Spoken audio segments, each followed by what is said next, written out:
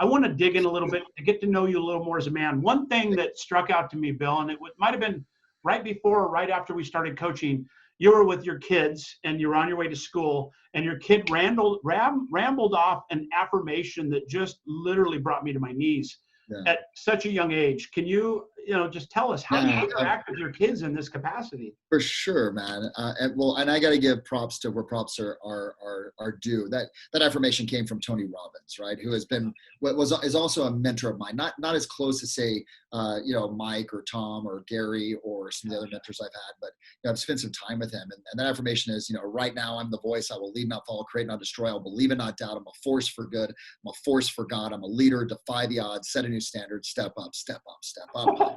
Right. And so, one of the things, look, I love, I love everything that you said. And I'm very proud of the opportunity that I've had to contribute to people. And what I'm more proud of, though, is my family and my wife and my son, Liam, and my daughter, Sophia. And that, I take it responsible. It's a responsibility that I have. And I think that all parents sort of approach it this way, that I'm doing my best to mold them. Now, my son's 13, so like the molding is sort of a crap burrito right now. Getting closed out the window. A little bit tougher, but we still have our common grounds. But, every day when we go to school, I make a commitment that we're going to do affirmations, and we do our gratefuls and our gratitudes, and then we do our affirmation, and we have a specific point on the road where we know we need to start it here because we're about to drop Sophia off. Oh, wow. So we just hit it right there. And, I'm proud that they have adopted that, and that they have adopted, because a lot of times I think kids look at parents and they're like, dad's crazy. He talks into himself in the mirror and he does all this banana stuff. But and where I knew that it really had an impact on him was we're driving to a soccer game, and I looked over and I'm like, dude, let's talk. He goes, no. And he turned his head to the sideways, and he goes, I could see him going, right now, I am the voice. I will lead, not follow, create, not destroy, without me even asking. So that was like one of my most, all the literally gives you God bumps, man. Yeah, everything I've done. That was one of those moments where I'm like, okay, I'm hitting my purpose here. Wow, that's amazing. I'm so blessed you're sharing that with everybody so they can understand the power of that. So let's jump in with a couple questions. How do you stay so positive and focused, especially amongst the recent pandemic and the things going on in the world? It's just the craziest, noisiest space you could ever imagine for a lot of people right now. People are looking up to you, Bill, and they're looking up to the leaders in the industry, you, Tom, Mike, and Anthony Robbins, a lot of other people, but they're looking in this interview, they're looking square at you. How do you do it? I think so. Let's just go straight COVID right now. It's an amazing tragedy what's taking place right now, and the people that have lost their lives, people that have impacted by the individuals that they know who have lost their lives, the impact on the economy, the fear, the anxiety, etc. So it's no joke, right? And I'm not Pollyannish about this, and at the same time, I've been through 9/11. You've been through 9/11. Yeah. I went through 2008.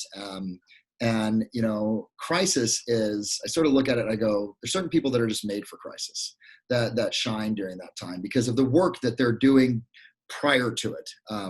And so for me, when I look at COVID and I look at where we are as a culture and as a country, first and foremost, man, I have a responsibility. Right. And my responsibility is actually to be as much of a beacon as I can for those individuals that are fearful and anxiety and et cetera, and to give them a pathway so that they can ultimately be able to cycle through this. And I always say this is temporary. This is just temporary. And I think that if we keep that in mind, that this too will pass, just like 2008 did, in the financial crisis, the housing crisis, and just like 9/11 did. And we're fucking America. We're going to get back on our feet. Excuse my language. We're going to get back on our feet, and we're going to move through this. We're going to make the changes. But I think for me, and for the clients that I coach, I tell them, look, it's easy to be positive and optimistic when things are going great. The reason that we do all the work that I'll share with you, like in terms of a mindset that we do, is for moments like this, right? Yeah. And this is where it becomes so much more important. So I could give you, just the rundown, and I think people, could probably rattle them off themselves. I read at least 10 pages every single day. I'm alternating right now between a guy by the name of Dr. David Hawkins, who wrote a book called Power versus Force, which is a spiritual manifesto. And then I go the exact opposite, and I'm listening to Can't Hurt Me by David Goggins, right? Listening to that. So Great book. Audio is amazing. The audio, yeah, for everyone that's watching, if you have not listened to that audiobook, because it's read, but then there's a podcast at the end of every single chapter, you have to. Like, this is not everyone that I coach. I told, doesn't matter if you've read it before, listened to it before. In April, you're listening to it, right? Because you realize it gives you strategy around grit and determination and what it is that you need to do and how it is to be able to work through difficult times. So I'll give you a punch list. I read for 10 minutes every single day. I do affirmations. I have an affirmation partner. Big shout out and ups to Carlos Gutierrez down in San Diego. Longest lasting accountability relationship next to my marriage. We've been affirmation partners for going on 12 years now at this point, right? Where, 80% of the time we're on Marco Polo. 80% of the days we're calling doing our affirmations and gratitudes. I do gratitudes every single day, right? I think this leaves clues. Yeah, and that's, so I'll go through the rest and I want to say something about that. So I do my gratitudes. I do it with my family as well too at dinner. So we go around the table after we say our prayer, and bless the food. And then we just go around the table and we talk about what we're grateful for the day. So it isn't just something, I know that my environment needs to support me in terms of the commitments that I have as well too. And then I'll meditate. I practice, I'm sort of a hodgepodge. I'm born and raised Catholic, was an altar boy.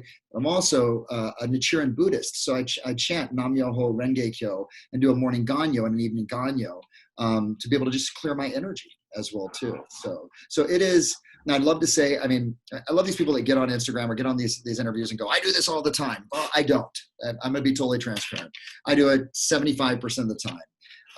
Where I'm 100%. The other 25%, I'm doing it partially or I'm not doing it at all. And I will tell you, on those days that I don't do it at all, doesn't move as smoothly. Life doesn't go as easily. I'm not in as good a relationship with my kids and my wife, and I'm not as good of a coach. So, I look at it and I go, that's a critical component to how it is to be able to cycle through this right now.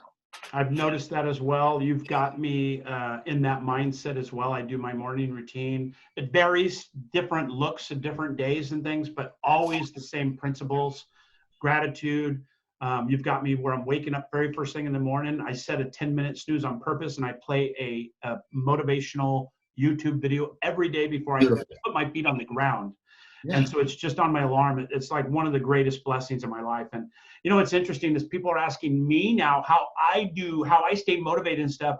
And it's from you. And I want to give you that love and those props right now. That it's been a game changer for me. And there's two things I want to add to what you said that I think are super important. Yeah.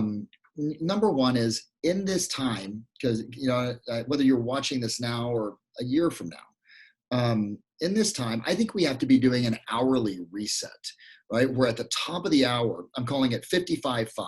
It's 55 minutes of just, like hardcore work, right? Even if you're at home, or whether you're blessed like me to still be able to come into the office intelligently and safely, you do 55 minutes hardcore work and drive.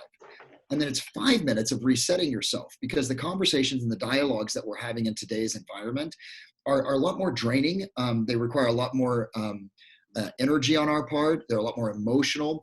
And we're talking about this. I think human beings are like computers, and energy of other individuals spams us, right? And it's not negative or positive. It just can potentially have a degrading impact on us. And so what we have to do is, just like we run a virus protection on our computer to be able to clear it out of the viruses that get in the computer, we have to do the same thing for ourselves mentally on the top of the hour, especially right now. And so that you can reset, do an affirmation, watch something that's going to make you laugh, read a joke, do whatever, right? And then just go, okay, cool, I'm clear, right? Now I can go 55 hard and strong, and then reset again at the top of the hour. So that's something I would add. And then the other piece, bro, is this.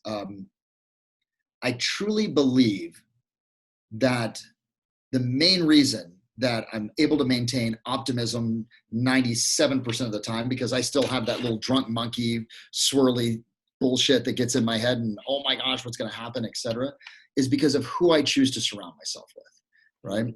I've been really incredibly fortunate to be around Mike Ferry and Gary Keller and Diana and Tony, and especially Tom, who is a brother to me. And in that world, there's no space for you to be anything but solution oriented. You know, there's no opportunity to complain, because, you know, people, they just don't put up with it. They don't stand for it. And I think most human beings, I see, surround themselves with other individuals that do allow that, right? And so I you know, a long time ago, realized I need to make sure that I am always surrounding myself with individuals that are doing more than I am in certain areas, that will not allow low-level thinking or low-level conversation or complaining or anything like that, right? That I can learn from, but also will hold the commitments of who it is that I say I'm going to be in place.